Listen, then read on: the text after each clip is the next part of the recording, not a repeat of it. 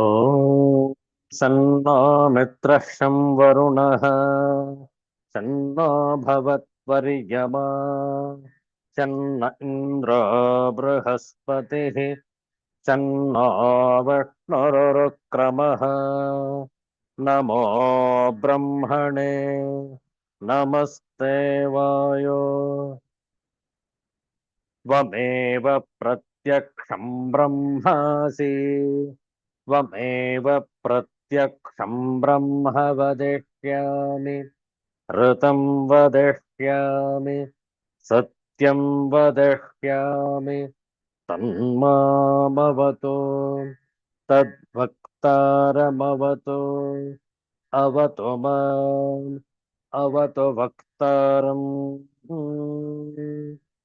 ॐ शान्तिः शान्तिः शान्तिः हरिः ॐ श्रीगुरुभ्यो नमः हरिः ॐ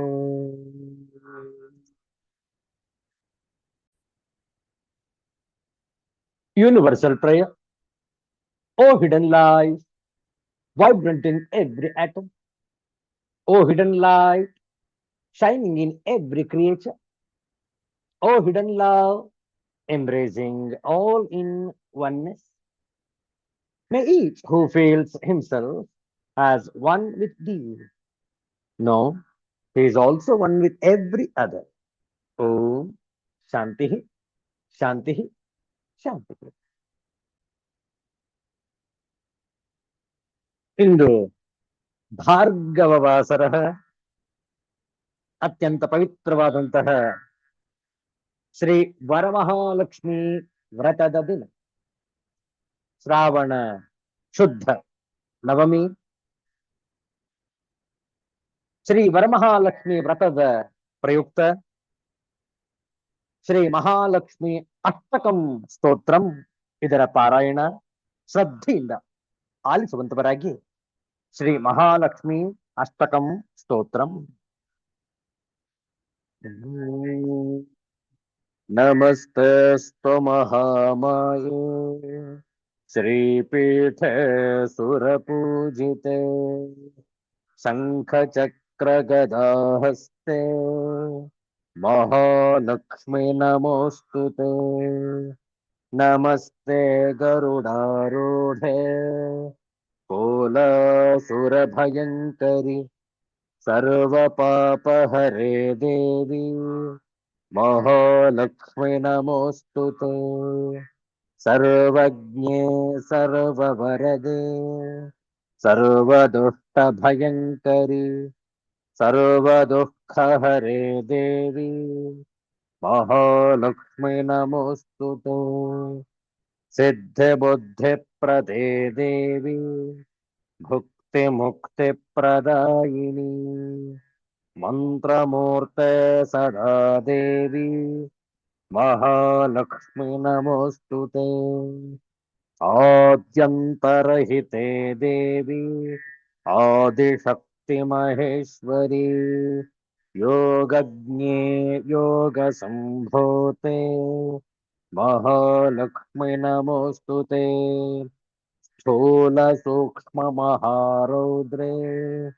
महाशक्ति महोदरे महापापहरे देवी महालक्ष्मी नमोऽस्तुते पद्मासनस्थिते देवी परब्रह्मस्वरूपिणी परमेशी जगन्मातः महालक्ष्मी नमोऽस्तुते श्वेताम्बरधरे देवी नानालङ्कारभूषिते जगत्स्थिते जगन्मातः महालक्ष्मी नमोऽस्तुते महालक्ष्म्यष्टकं स्तोत्रम् यः पठेद्भक्तिमान् नरः सर्वसिद्धिमवाप्नोति राज्यं प्राप्नोति सर्वदा एककाले पठेन्नित्यम् महापापविनाशनम् द्विकालं यः पठे नित्यम् धनधान्यसमन्वितः त्रिकालं यः पठे नित्यम् महाशत्रुविनाशनम् महालक्ष्मीर्भवे नित्यम् प्रसन्ना वरदा शुभा। ॐ शान्ति शान्ति शान्तिः। हरिः ॐ श्रीगुरुभ्यो नमः। हरिः ॐ।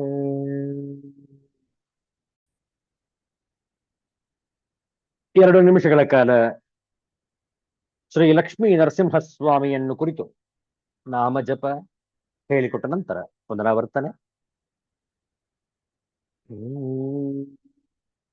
ಜಯ ಜಯ ಲಕ್ಷ್ಮೀ ನರಸಿಂಹ,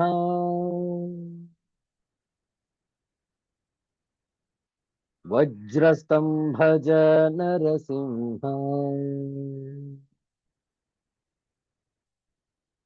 ಜಯ ಜಯ ಲಕ್ಷ್ಮೀ ನರಸಿಂಹ,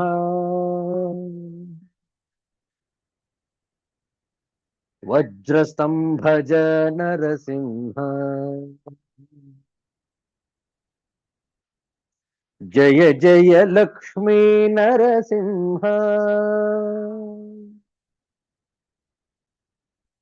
ವಜ್ರಸ್ತಂಭಜ ನರಸಿಂಹ.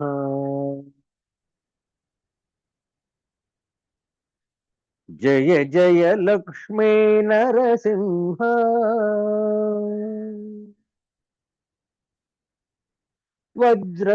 ವಜ್ರಸ್ತಂಭಜ ನರಸಿಂಹ. ಜಯ ಜಯ ಲಕ್ಷ್ಮೀ ನರಸಿಂಹ, ವಜ್ರಸ್ತಂಭಜ ನರಸಿಂಹ. ಜಯ ಜಯ ಲಕ್ಷ್ಮೀ ನರಸಿಂಹ,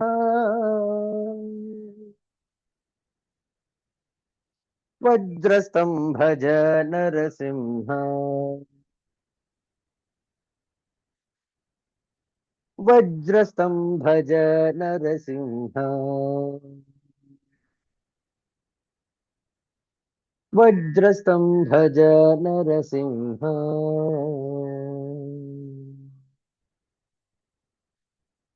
ಶ್ರೀ ಲಕ್ಷ್ಮೀ ನರಸಿಂಹಸ್ವಾಮಿ ಕಿ ಜಯ. ಶ್ರಾವಣ ಶುದ್ಧ ನವಮಿ, ಶ್ರಾವಣ ಮಾಸದ 2ನೆಯ ಶುಕ್ರವಾರ, ಆಗಸ್ಟ್ ತಿಂಗಳ 21ನೇ ತಾರೀಕು 2026ನೇ ಇಸ್ವಿ. ಇಂತಹ ಶ್ರೇಷ್ಠವಾದ ಮಂಗಳಕರವಾದ ಶೀತಲ ವಾತಾವರಣದ ಈ ಮುಸ್ಸಂಜೆಯಲ್ಲಿ ಒಂದು ದೇವಿ ಭಜನೆಯನ್ನು ಹಾಡೋಣ. ಹೇಳಿಕೊಡ್ತೇವೆ, ಪುನರಾವರ್ತಿಸಬಹುದು. ಅಮ್ಮ ಬಾರಮ್ಮ ನಮ್ಮ ದೇವಿ ಬಾರಮ್ಮ,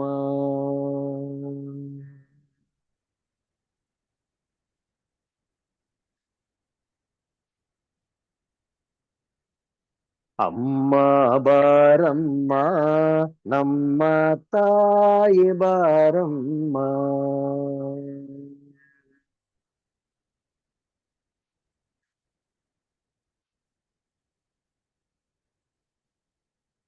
ಮೂರು ಲೋಕದೊಡೆಯ ಶಿವನ ರಾಣಿ ಬಾರಮ್ಮ,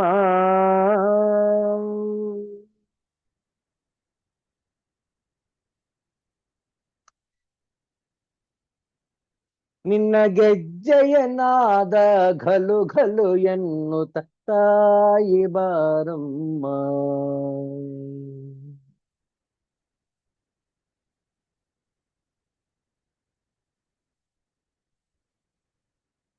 ಅಮ್ಮ ಬಾರಮ್ಮ ನಮ್ಮ ದೇವಿ ಬಾರಮ್ಮ.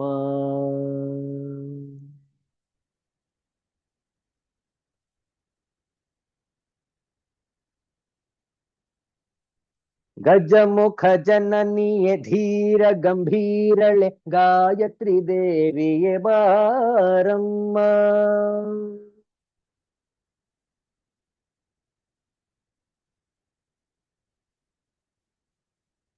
ಅಂಬಾ ಭವಾನಿ ತುಳಜಾ ಭವಾನಿ ಗಂಗಾ ಭವಾನಿಯೇ ಬಾರಮ್ಮ.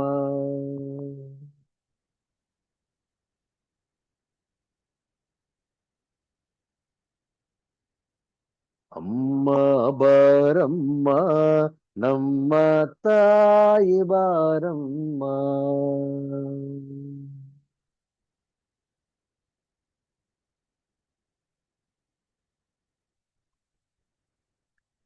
ಖಡ್ಗಧಾರಿಣಿ ತ್ರಿಶೂಲಪಾಣಿ ಚಾಮುಂಡೇಶ್ವರಿ ಬಾರಮ್ಮ.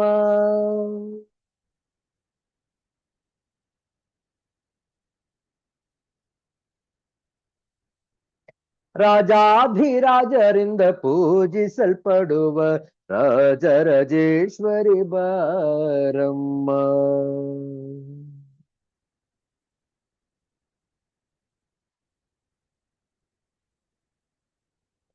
ಅಮ್ಮ ಬಾರಮ್ಮ ನಮ್ಮ ದೇವಿ ಬಾರಮ್ಮ.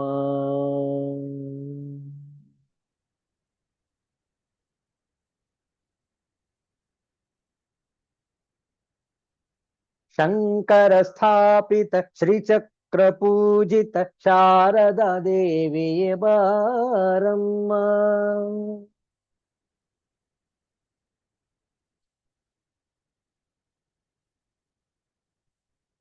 ಶೃಂಗೇರಿಯಲ್ಲಿ ನಗು ನಗುತ್ತಿರುವ ಗಾನ ವಿಶಾರದೆ ಬಾರಮ್ಮ.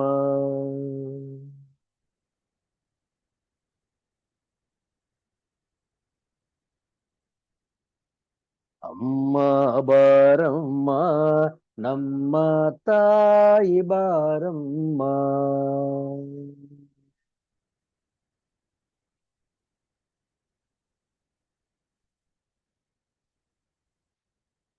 ಕಂಚಿ ಕಮಾಕ್ಷಿ ಮಧುರೈ ಮೀನಾಕ್ಷಿ ಕಾಶಿ ವಿಶಾಲಾಕ್ಷಿ ಬಾರಮ್ಮ.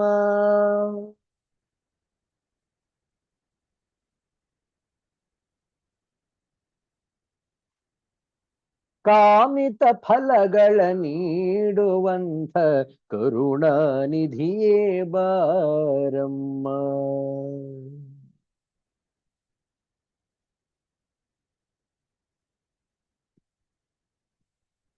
ಅಮ್ಮ ಬಾರಮ್ಮ ನಮ್ಮ ದೇವಿ ಬಾರಮ್ಮ.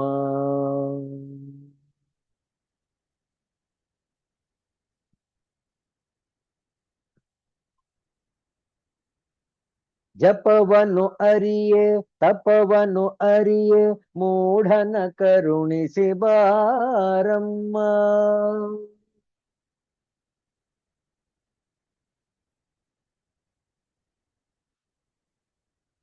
ಮೂಜಗವಂದಿತ ಪುರಹರ ವಲ್ಲಭೆ ಮೂಕಾಂಬಿಕೆಯೇ ಬಾರಮ್ಮ.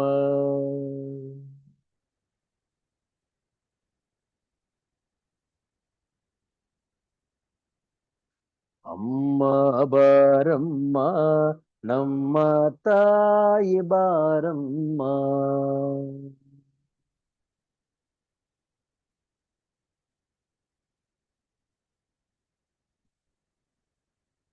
ಶ್ರೀ ಸಿರಿ ಲಕ್ಷ್ಮಿ ವರಸಿರಿ ಲಕ್ಷ್ಮಿ ಪ್ರಸನ್ನ ಲಕ್ಷ್ಮಿಯೇ ಬಾರಮ್ಮ.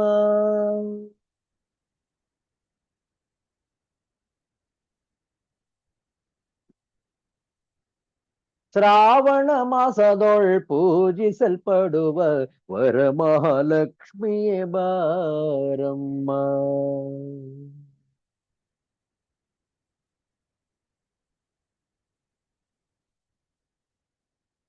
ಅಮ್ಮ ಬಾರಮ್ಮ ನಮ್ಮ ದೇವಿ ಬಾರಮ್ಮ.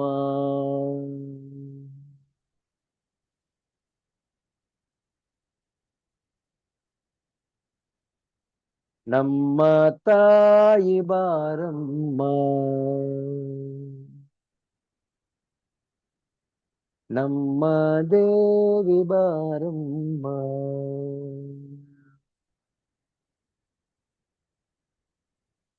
श्री जगदम्बा माता की जय।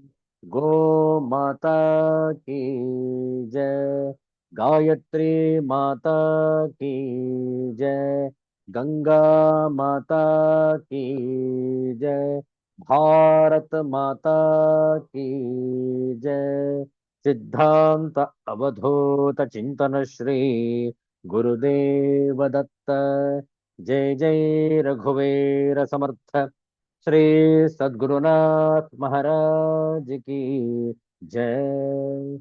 हर हर नमः पार्वती पतये, हर हर महादेव शंभो।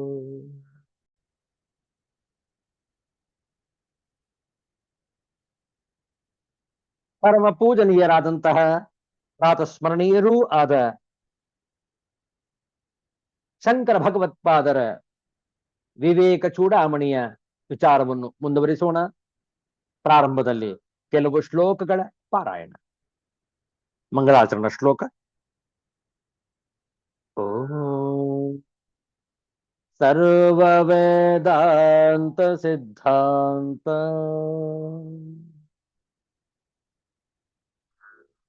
ಗೋಚರಂ ತಮಗೋಚರಂ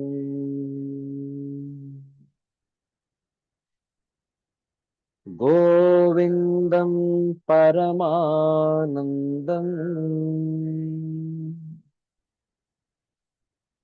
ಸದ್ಗುರುಂ ಪ್ರಣತೋಸ್ಮ್ಯಹಂ. ಶ್ರೀಗುರುಂ ಪ್ರಣತೋಸ್ಮ್ಯಹಂ.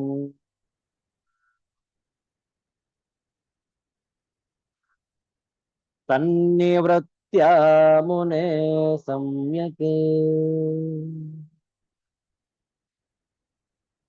ಸರ್ವೋಪರಮಣಂ ಸುಖಂ. ಸಂದೃಶ್ಯತೆ ಸದಾನಂದ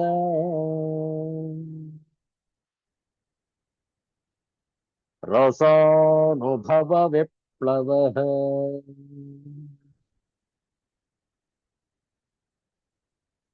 ಅಂತಸ್ತ್ಯಾಗೋ ಬಹಿಸ್ತ್ಯಾಗಃ.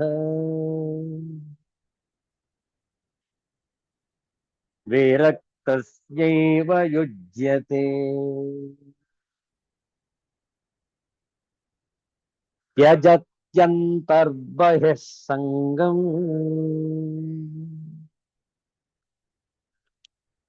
ವಿರಕ್ತಸ್ತು ಮುಮುಕ್ಷಯಾ.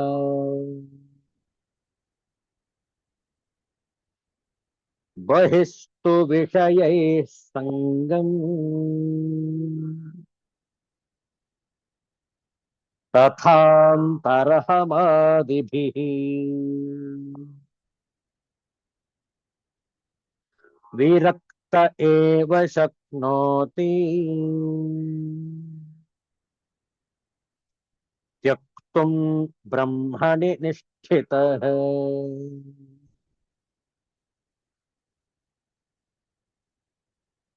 ವೈರಾಗ್ಯಬೋಧೌ ಪುರುಷಸ್ಯ ಪಕ್ಷಿವತ್.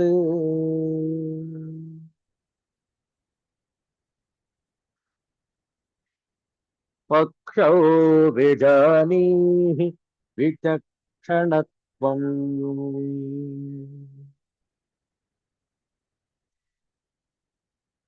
ವಿಮುಕ್ತಿ ಸೌಧಾಗ್ರ ತಲಾಧಿರೋಹಣಂ.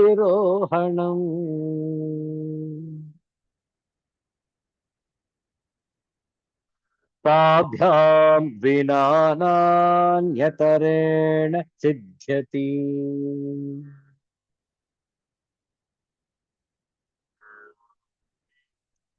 ಅತ್ಯಂತ ವೈರಾಗ್ಯವತಃ ಸಮಾಧಿಃ.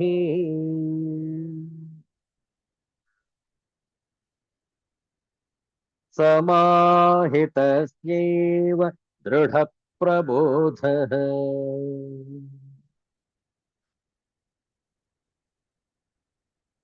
प्रबोद्धतत्त्वस्य हि बन्धमुक्तिः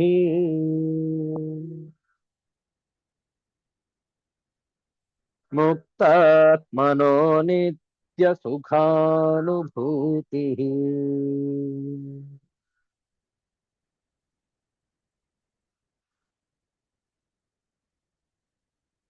वैराग्यान्नपरं सुखस्य जनकम्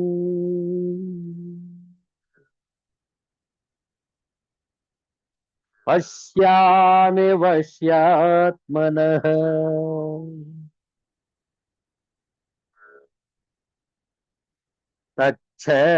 तच्छुद्धतरात्म बोधसहितम्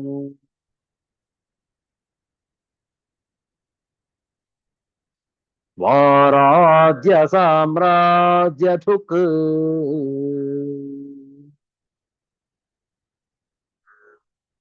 एतद्वारमजस्रमुक्तियुवतेः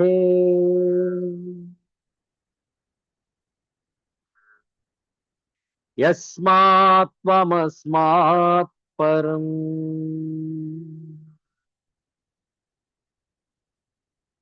सर्वत्र स्पृहया सदात्मनि सदा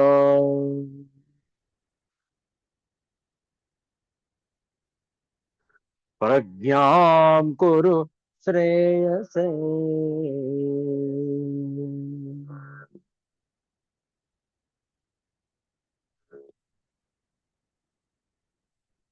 ವೈರಾಗ್ಯಮೇವ ಅಭಯಂ ಅನ್ನುವಂತಹ ಸೂಕ್ತಿಯನ್ನು ಇಲ್ಲಿ ಆಚಾರ್ಯ ಶಂಕರರು ಪ್ರತಿಪಾದಿಸುತ್ತಿದ್ದಾರೆ. ವಶ್ಯಾತ್ಮನಃ, ಚಿತ್ತವನ್ನು ಜಯಿಸಿಕೊಂಡಿರುವವನಿಗೆ ವೈರಾಗ್ಯಾತ್ ಪರಂ, ವೈರಾಗ್ಯಕ್ಕಿಂತ ಉತ್ತಮವಾದ ಸುಖಸ್ಯ ಜನಕಂ, ಸುಖವನ್ನು ಉಂಟು ಮಾಡುವ ವಸ್ತುವನ್ನು ನ ಪಶ್ಯಾಮಿ, ನಾನು ಕಾಣೆನು. ತತ್, ಅದು ಶುದ್ಧತರ ಆತ್ಮಬೋಧ ಸಹಿತಂ ಚೇತ್, ಅತ್ಯಂತ ಶುದ್ಧವಾದ ಆತ್ಮಜ್ಞಾನದಿಂದ ಕೂಡಿದ್ದರೆ ಸ್ವರಾಜ್ಯ ಸಾಮ್ರಾಜ್ಯಧುಕ್, ಸ್ವರಾಜ್ಯ ಸಾಮ್ರಾಜ್ಯವನ್ನು ಕರೆಯತಕ್ಕದ್ದಾಗುವುದು. ಯಸ್ಮಾತ್, ಯಾವ ಕಾರಣದಿಂದ, ಏತತ್ ಇದು, ಅಜಸ್ರ ಮುಕ್ತಿ ಯುವತೇ, ನಿತ್ಯ ಮುಕ್ತಿ ಎಂಬ ಯುವತಿಗೆ ದ್ವಾರಂ ಬಾಗಿಲಾಗಿರುವುದು. ಅಸ್ಮಾತ್, ಈ ಕಾರಣದಿಂದಲೇ, ತ್ವಂ ನೀನು, ಸರ್ವತ್ರ ಎಲ್ಲ ವಿಷಯಗಳಲ್ಲಿಯೂ, ಪರಂ ಅಸ್ಪೃಹಯ ಅತ್ಯಂತ ನಿಸ್ಪೃಹೆಯಿಂದ, ಶ್ರೇಯಸೆ ಶ್ರೇಯಸ್ಸಿಗಾಗಿ, ಸದಾ ಯಾವಾಗಲೂ, ಸದಾತ್ಮನಿ ಸದ್ರೂಪನಾದ ಆತ್ಮನಲ್ಲಿ, ಪ್ರಜ್ಞಾಂ ಕುರು ಸಮಾಹಿತನಾಗು. ಚಿತ್ತವನ್ನು ಜಯಿಸಿಕೊಂಡಿರುವವನಿಗೆ ವೈರಾಗ್ಯಕ್ಕಿಂತ ಉತ್ತಮವಾದ ಸುಖವನ್ನು ಉಂಟು ಮಾಡುವ ವಸ್ತುವನ್ನು ನಾನು ಕಾಣೆನು. ಅದು ಅತ್ಯಂತ ಶುದ್ಧವಾದ ಆತ್ಮಜ್ಞಾನದಿಂದ ಕೂಡಿದ್ದರೆ ಸ್ವರಾಜ್ಯ ಸಾಮ್ರಾಜ್ಯವನ್ನು ಕರೆಯುವ ಧೇನುವಾಗುವುದು. ಇದು ನಿತ್ಯ ಮುಕ್ತಿ ಎಂಬ ಯುವತಿಯ ಪ್ರಾಪ್ತಿಗೆ ದ್ವಾರವಾಗಿರುವುದರಿಂದ ನೀನು ಎಲ್ಲ ವಿಷಯಗಳಲ್ಲಿಯೂ ನಿಸ್ಪೃಹನಾಗಿ ಶ್ರೇಯಸ್ಸಿಗೋಸ್ಕರ ಯಾವಾಗಲೂ ಸದ್ರೂಪನಾದ ಆತ್ಮನಲ್ಲಿ ಸಮಾಹಿತನಾಗು. ಎಂತಹ ಉತ್ತಮವಾದಂತಹ ಬೋಧವನ್ನು ಮಾಡಿದ್ದಾರೆ ಆಚಾರ್ಯ ಶಂಕರರು. ಶಂಕರ ಭಗವತ್ಪಾದರು ಬಾರಿ ಬಾರಿಯೂ ಕೂಡ ಆತ್ಮಜ್ಞಾನವಿಲ್ಲದೆ ಹೋದಲ್ಲಿ ಬದುಕು ಸಾರ್ಥಕವಾಗುವುದಿಲ್ಲ ಎಂಬುದನ್ನು ಪ್ರಸ್ತುತಪಡಿಸುತ್ತಿದ್ದಾರೆ. ಈ ಶ್ಲೋಕದಲ್ಲೂ ಕೂಡ ಯಾರು ತಮ್ಮ ಚಿತ್ತವನ್ನು, ತಮ್ಮ ಮನಸ್ಸನ್ನು ವಶಪಡಿಸಿಕೊಂಡಿರುವರೋ ಅವರು ಅತ್ಯಂತ ಆನಂದಕರವಾದಂತಹ ಪದವಿಯನ್ನು ಪ್ರಾಪ್ತಿ ಮಾಡಿಕೊಂಡಿರುತ್ತಾರೆ. ಕಾರಣ, ಭೋಗ ವಸ್ತುಗಳು ನಮ್ಮನ್ನು ಸುತ್ತುಗಟ್ಟಿ ತಮ್ಮ ಮಧುರ ಮಂದಹಾಸದಿಂದ ಸ್ವಾಗತಿಸುತ್ತಿದ್ದರೂ ಅವುಗಳ ಪ್ರಲೋಭನೆಗೆ ಬಲಿ ಬೀಳದೆ ನಿಶ್ಚಲವಾಗಿರುವ ಮನಸ್ಸು ಉಳ್ಳವನೇ ಚಿತ್ತವನ್ನು ಜಯಿಸಿದವನು. ಅವನ ಮನಸ್ಸು ಯಾವಾಗಲೂ ಅವನ ಅಧೀನದಲ್ಲಿ ಇರುವುದು.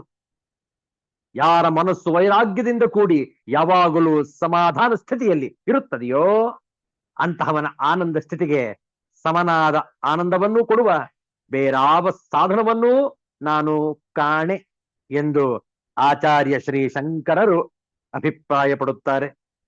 ತಾತ್ಕಾಲಿಕವಾಗಿ ಭೋಗ ಸುಖಗಳನ್ನು ತಿರಸ್ಕರಿಸುವ ಮಾನಸಿಕ ಸಾಮರ್ಥ್ಯವನ್ನು ಕೆಲವು ವೇಳೆ ನಾವು ಪಡೆಯಬಹುದು. ಆದರೆ ಮನಸ್ಸಿನ ರಚನಾತ್ಮಕ ವ್ಯವಸ್ಥೆಯನ್ನೇ ಬದಲಾಯಿಸಿ ಜೀವನದ ಮೌಲ್ಯಮಾಪನ ಕ್ರಮವನ್ನೇ ಅದಲು ಬದಲು ಮಾಡಿ ಅದರ ಪ್ರಕಾರ ಬಾಹ್ಯ ವಿಷಯ ವಸ್ತುಗಳಿಗೆ ಅತಿ ನಿಕೃಷ್ಟ ಬೆಲೆಯನ್ನು, ಆತ್ಮ ಪ್ರಾಪ್ತಿಗೆ ಉತ್ಕೃಷ್ಟ ಬೆಲೆಯನ್ನು ನಿಗದಿ ಮಾಡುವ ಮನೋಭಾವವನ್ನು ಶಾಶ್ವತವಾಗಿ ಸ್ಥಾಪಿಸಿಕೊಳ್ಳುವವರೆಗೆ ವೈರಾಗ್ಯ ಸಿದ್ಧಿಯಾಗಿದೆ ಎಂದು ಹೇಳುವಂತಿಲ್ಲ. ವೈರಾಗ್ಯದಲ್ಲಿ ಕಿಂಚಿತ್ತು ನಿರಾಶಾಭಾವನೆಯೂ ಇರುವುದಿಲ್ಲ. ಅಲ್ಲಿರುವುದು ಸ್ವಯಂ ಪರಿಪೂರ್ಣತೆಯ ಭಾವ, ಆಂತರಿಕ ತೃಪ್ತಿಯಿಂದ ಚಿಮ್ಮುವ ಮನಃಶಾಂತಿ. ಆ ಆನಂದ ರಸಾನುಭವದ ಮುಂದೆ ಇಂದ್ರಿಯ ಭೋಗ ಸುಖಗಳು ಅಲ್ಪ, ತುಚ್ಛ, ಕ್ಷಣಿಕ ಮತ್ತು ಕ್ಷುದ್ರ. ಆತ್ಮ ಸಂಯಮವನ್ನು ಸಾಧಿಸಿರುವ ವ್ಯಕ್ತಿಯು ಅತಿಶಯವಾದ ಆನಂದವನ್ನು ಪಡೆಯುವ ಬಗೆಯು ಇದು ಒಂದೇ. ಅಂತಹ ವ್ಯಕ್ತಿಯು ವೈರಾಗ್ಯದೊಡನೆ ಆತ್ಮಾನಂದವನ್ನು ಗಳಿಸಿಕೊಂಡಿದ್ದರೆ ಅವನ ಆನಂದಕ್ಕೆ ಮಿತಿಯೇ ಇಲ್ಲ. ಆಗ ಅವನು ಮಾನಸಿಕ ಪ್ರಪಂಚದಿಂದಲೂ ಸ್ವರಾಜ್ಯ ಹಾಗೂ ಬಾಹ್ಯ ವಿಷಯ ಪ್ರಪಂಚದಿಂದಲೂ ಸಾಮ್ರಾಜ್ಯ ಸ್ವತಂತ್ರನಾಗುತ್ತಾನೆ. ಆಂತರ್ಯದ ಆಲೋಚನಾ ಪ್ರಪಂಚಕ್ಕೂ ಅವನೇ ಪ್ರಭುವಾಗುತ್ತಾನೆ. ಹೊರಗಿನ ವಸ್ತು ಪ್ರಪಂಚಕ್ಕೂ ಅವನೇ ಒಡೆಯ ನಾಯಕನಾಗುತ್ತಾನೆ. ವೈರಾಗ್ಯವು ಮುಕ್ತಿಗೆ ಮಹಾದ್ವಾರ. ಆದ್ದರಿಂದ ಸರ್ವಕಾಲಗಳಲ್ಲಿಯೂ, ಸರ್ವ ಸ್ಥಳಗಳಲ್ಲಿಯೂ, ಸರ್ವ ಸಂದರ್ಭಗಳಲ್ಲಿಯೂ ಸರ್ವದಾ ವೈರಾಗ್ಯವನ್ನು ಅಭ್ಯಾಸ ಮಾಡಿ ಮೋಕ್ಷವನ್ನು ಗಳಿಸಿಕೊಳ್ಳಿ. ಮೋಕ್ಷವೇ ಪರಮ ಶ್ರೇಯಸ್ಕರವಾದದ್ದು. ಆದ್ದರಿಂದ ವೈರಾಗ್ಯಶೀಲನಾಗಿ ಆತ್ಮಧ್ಯಾನದಲ್ಲಿ ತೊಡಗಿ ಆತ್ಮೈಕ್ಯ ಹೊಂದಿರುವವನಿಗೆ ದುಃಖದ ಸೋಂಕು ಎಲ್ಲಿಂದ ಬಂದೀತು? ಅಮಂಗಳವು ಹೇಗೆ ತಾನೇ ಆದೀತು? ಸರ್ವತ್ರ ಅಸ್ಪೃಹಯ ಸದಾತ್ಮನಿ ಸದಾ ಪ್ರಜ್ಞಾಂ ಕುರು ಶ್ರೇಯಸೇ. ಇಂತಹ ಉತ್ತಮವಾದಂತಹ ವಿಚಾರವನ್ನು ಆಚಾರ್ಯ ಶಂಕರರು ಮಂಡಿಸಿರುವರು. ಇದು ಅತ್ಯಂತ ಮುಖ್ಯವಾಗಿ ಬೇಕಾಗಿರುವಂಥದ್ದು ನಮ್ಮ ಈಗಿನ ಆಧುನಿಕ ಸಮಾಜದಲ್ಲಿ. ಇದನ್ನು ನಾವು ಅಳವಡಿಸಿಕೊಂಡರೆ ನಾವು ಮಾತ್ರವಲ್ಲ, ನಮ್ಮ ಸಮಾಜವೂ ಕೂಡ ಉದ್ಧಾರವಾಗುವುದು.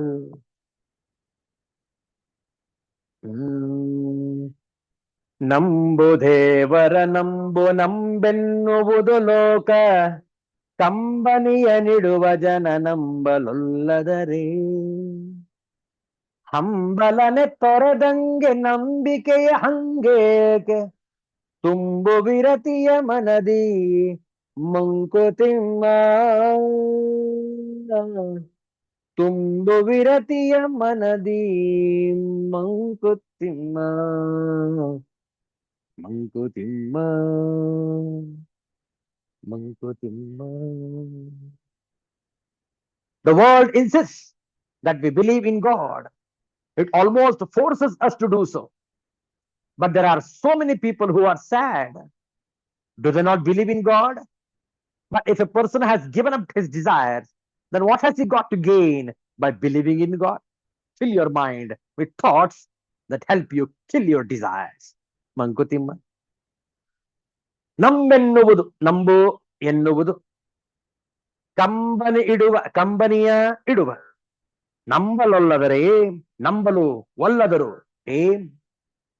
ಒಲ್ಲದರು ಇಷ್ಟಪಡರು. ಹಂಬಲನೆ ಆಸೆಯನ್ನು ತೊರೆದಂಗೆ ಬಿಟ್ಟವನಿಗೆ ವಿರತಿಯ ವೈರಾಗ್ಯವನು. ನೋಡಿ ಈ ಮುಕ್ತಕದ ಭಾವಾರ್ಥ. ಜಗತ್ತೆಲ್ಲ ದೇವರನ್ನು ನಂಬು, ನಂಬಿ ಕೆಟ್ಟವರಿಲ್ಲವೋ, ದೇವರು ನಂಬಿದವರ ಕೈ ಬಿಡನು ಎಂದೆಲ್ಲ ಹೇಳುತ್ತದೆ. ಆದರೆ ತೀರ ಕಷ್ಟದಲ್ಲಿ ಇದ್ದು ಕಣ್ಣೀರಿಡುವ ಜನರು ಏಕೆ ದೇವರನ್ನು ನಂಬುವುದಿಲ್ಲ? ಆಸೆಯನ್ನು ಬಿಟ್ಟವನಿಗೆ ನಂಬಿಕೆಯ ಹಂಗು ಏಕೆ? ನೀನು ಸಹ ಈ ನಂಬಿಕೆಯ ವೃತ್ತದಿಂದ ಹೊರಬರಬೇಕಾದರೆ ನಿನ್ನ ಮನಸ್ಸಿನಲ್ಲಿ ವಿರಕ್ತಿಯನ್ನು ತುಂಬಿಕೊ ಎಂದು ಆದೇಶಿಸುತ್ತಾರೆ ಮಾನ್ಯ ಗುಂಡಪ್ಪನವರು ನಮಗೆ ಈ ಮುಕ್ತಕದಲ್ಲಿ. ನಂಬು ದೇವರ ನಂಬು ನಂಬೆನ್ನುವುದು ಲೋಕ, ಕಂಬನಿಯ ನೀಡುವ ಜನ ನಂಬಲೊಲ್ಲದರೆ, ಹಂಬಲನೆ ತೊರೆದಂಗೆ ನಂಬಿಕೆಯ ಹಂಗೇಕೆ, ತುಂಬು ವಿರತಿಯ ಮನದಿ ಮಂಕುತಿಮ್ಮ ಮಂಕುತಿಮ್ಮ ಮಂಕುತಿಮ್ಮ. ದೇವರೆಂಬುದು ಒಂದು ಸುಂದರ ಕಲ್ಪನೆ. ಆ ಕಲ್ಪನೆಯನ್ನು ನಂಬಿ ಬದುಕುವುದರಿಂದ ನಮ್ಮಲ್ಲಿ ಒಂದು ಸುಂದರ ಧರ್ಮಾಧಾರಿತ ಶಿಸ್ತಿನ ಸಮಾಜದ ನಿರ್ಮಾಣಕ್ಕೆ ಹೇತುವಾಗಿದೆ. ಆ ದೇವರು ನಮಗೆ ಏನನ್ನೋ ಮಾಡುತ್ತಾನೆಂಬ ಆಸೆ ಮತ್ತು ಆ ಆಸೆಗೆ ಇಂಬು ಕೊಡುವ ನಂಬಿಕೆಗಳೇ ನಮ್ಮ ಸಮಾಜ ಮತ್ತು ಸಂಸ್ಕೃತಿಗಳಿಗೆ ಆಧಾರ. ಆ ನಂಬಿಕೆಯ ಸುತ್ತ ಹೆಣೆದುಕೊಂಡದ್ದೇ ಆಚಾರ ವಿಚಾರಗಳು, ಸಂಪ್ರದಾಯಗಳು, ನಿಗಮ, ಆಗಮ, ಸಾಹಿತ್ಯ, ಸಂಗೀತ, ನಾಟ್ಯ, ನಾಟಕ, ಶಿಲ್ಪ, ಚಿತ್ರ ಮುಂತಾದ ಕಲೆಗಳು. ಒಟ್ಟಾರೆ ಈ ನಂಬಿಕೆಯೇ ನಮ್ಮ ಸಮಾಜದ ಅಸ್ತಿತ್ವದ ಜೀವಾಳ. ಆದರೆ ಹಾಗೆ ತಮ್ಮ ಬಯಕೆಗಳನ್ನು ಈಡೇರಿಸಿಕೊಳ್ಳಲು ದೇವರನ್ನು ನಂಬಿ ಹಾಗೆ ತಮ್ಮ ಬಯಕೆಗಳು ಈಡೇರದೆ ಹೋದರೆ ಆ ದೇವರನ್ನು ಹಳಿದು ಆ ನಂಬಿಕೆಯಿಂದ ದೂರಾಗಿ ಕಂಬನಿಗರೆಯುವವರೂ ಇದ್ದಾರೆ. ಇದು ಅಜ್ಞಾನದ ಭಾವ. ಏಕೆಂದರೆ ಆ ದೇವರೇನು ಇವರನ್ನು ನನ್ನನ್ನು ನಂಬು ಎಂದು ಹೇಳಿದ್ದರೆ, ನಾವು ನಮ್ಮ ಅನುಕೂಲಕ್ಕೆ ಮತ್ತು ಅಸಹಾಯಕತೆಗೆ ಅವನನ್ನು ನಂಬಿ ಸೋತು ಕಣ್ಣೀರಿಡುತ್ತಾ ಅವನನ್ನು ಹಳಿದರೆ ಅದು ವ್ಯರ್ಥ ಪ್ರಲಾಪ. ನಮಗೆ ಆಸೆಗಳುಂಟು, ನಮಗೆ ಹೆದರಿಕೆಯೂ ಉಂಟು. ನಮ್ಮೆಲ್ಲಾ ಹೆದರಿಕೆಗಳನ್ನು ಎರಡು ಗುಂಪುಗಳಾಗಿಸಬಹುದು. ನಾವು ಬಯಸಿದ ಆಸೆಗಳು ನೆರವೇರುವುದೋ ಇಲ್ಲವೋ ಎನ್ನುವ ಭಯದ ಒಂದು ಗುಂಪು, ಮತ್ತು ನಾವು ಬಯಸಿ ಪಡೆದುಕೊಂಡ ವಸ್ತು, ವಿಷಯ ಅಥವಾ ವ್ಯಕ್ತಿ ನಮ್ಮನ್ನು ಬಿಟ್ಟು ಹೋಗುವುದೋ ಎಂಬ ಭಯದ ಎರಡನೇ ಗುಂಪು. ನಮ್ಮೆಲ್ಲಾ ಭಯಗಳನ್ನು ಈ ಎರಡರಲ್ಲಿ ಒಂದರೊಳಗೆ ಸೇರಿಸಿ ಬಿಡಬಹುದು. ಈ ಭಯ ನಿವಾರಣೆಗೆ ನಮಗೆ ದೇವರು ಬೇಕು. ಭಯದ ಕಂಪನದಿಂದ ಕತ್ತರಿಸುವ ನಮಗೆ ಭದ್ರವಾಗಿ ಹಿಡಿದುಕೊಳ್ಳಲು ಒಂದು ಆಧಾರ ಸ್ತಂಭ ಬೇಕು. ಆ ಆಧಾರವೇ ನಾವು ಕಂಡುಕೊಂಡ ದೇವರು ಮತ್ತು ಅವನಲ್ಲಿ ನಂಬಿಕೆ. ಆದರೆ ನಮಗೆ ಆಗುವುದು ಹೋಗುವುದೆಲ್ಲವೂ ನಮ್ಮ ಆರ್ಜಿತ ಕರ್ಮದಿಂದ ಎಂದು ನಮಗೆ ಅರಿವಾದರೆ ಮತ್ತು ನಮ್ಮ ಕರ್ಮಗಳ ಫಲವನ್ನು ನಾವು ಅನುಭವಿಸುತ್ತಿದ್ದೇವೆ ಎಂದು ಒಪ್ಪಿಕೊಂಡರೆ ಆ ಭಯ ನಿವಾರಣೆಯಾಗಬಹುದು. ಈ ಪಡೆದುಕೊಳ್ಳುವ ಮತ್ತು ಉಳಿಸಿಕೊಳ್ಳುವ ಆಸೆಗಳನ್ನು ತೊರೆದರೆ ನಮಗೆ ಭಯ ತೊಲಗಿ ದೇವರ ಅವಶ್ಯಕತೆ ಇರುವುದೇ ಇಲ್ಲ. ಹಾಗಾಗಿ ಆಸೆ ಬಿಡಬೇಕು. ಆಸೆ ಬಿಡಬೇಕು ಎನ್ನುವುದಕ್ಕಿಂತ ಆಸೆಯೊಂದಿಗಿನ ನಂಟನ್ನು ಮತ್ತು ಅಂಟನ್ನು ಬಿಡಿಸಿಕೊಂಡು ಕಳಿಸಿಕೊಳ್ಳಬೇಕು. ಹಾಗಾದಾಗ ಆ ದೇವರ ಮೇಲೆ ಆಧಾರ ಪಡುವುದು ಮತ್ತು ತತ್ಪರಿಣಾಮವಾಗಿ ನಿರಾಶರಾಗುವುದು ತಪ್ಪುತ್ತದೆ. ಆದರೆ ಆಸೆಗಳಿಲ್ಲದೆ, ಬಯಕೆಗಳಿಲ್ಲದೆ ಮತ್ತು ಆ ಆಸೆ ಮತ್ತು ಬಯಕೆಗಳ ಈಡೇರಿಕೆಗೆ ಆಧಾರ ಪಡದೆ ಕೇವಲ ನಮಗೆ ಬದುಕನ್ನು ಕೊಟ್ಟದ್ದಕ್ಕಾಗಿ ಮತ್ತು ಆ ಬದುಕನ್ನು ಸುಂದರವಾಗಿ ಬದುಕಲು ಸಕಲವನ್ನು ಇತ್ತ ಆ ಪರಮಾತ್ಮನನ್ನು ಕೃತಜ್ಞತಾಪೂರ್ವಕವಾಗಿ ಭಾವಿಸಲು ಆ ದೇವರನ್ನು ನಂಬುವಂತಾದರೆ ನಮ್ಮ ಜೀವನ ಸಾರ್ಥಕವಾಗುತ್ತದೆ. ಇದಕ್ಕೆ ಮೂಲಾಧಾರ ನಮ್ಮ ವೈರಾಗ್ಯವೆಂಬ ಆದರ್ಶ. ಇದನ್ನು ನಾವು ಅಳವಡಿಸಿಕೊಳ್ಳಬೇಕು. ಆಗ ನಂಬುವುದು ಕೂಡ ಸಾರ್ಥಕವಾಗುತ್ತದೆ. ಉಳಿದ ವಿಚಾರಗಳನ್ನು ಮುಂದಿನ ಶುಕ್ರವಾರ ಮುಂದುವರಿಸೋಣ. ಶಾಂತಿ ಮಂತ್ರ. ಓಂ ಪೂರ್ಣಮದಃ ಪೂರ್ಣಮಿದಂ ಪೂರ್ಣಾತ್ ಪೂರ್ಣಮುದಚ್ಯತೆ ಪೂರ್ಣಸ್ಯ ಪೂರ್ಣಮಾದಾಯ ಪೂರ್ಣಮೇವಾವಶಿಷ್ಯತೆ. ಓಂ ಶಾಂತಿ ಶಾಂತಿ ಶಾಂತಿ. ಹರಿ ಓಂ. ಶ್ರೀ ಗುರುಭ್ಯೋ ನಮಃ. ಹರಿ ಓಂ. ಮತ್ತೆ ಭೇಟಿಯಾಗೋಣ. ಎಲ್ಲರಿಗೂ ಒಳಿತಾಗಲಿ, ಎಲ್ಲರಿಗೂ ಶುಭವಾಗಲಿ. ಜೈ ಶ್ರೀ ಗುರುದೇವ ದತ್ತ.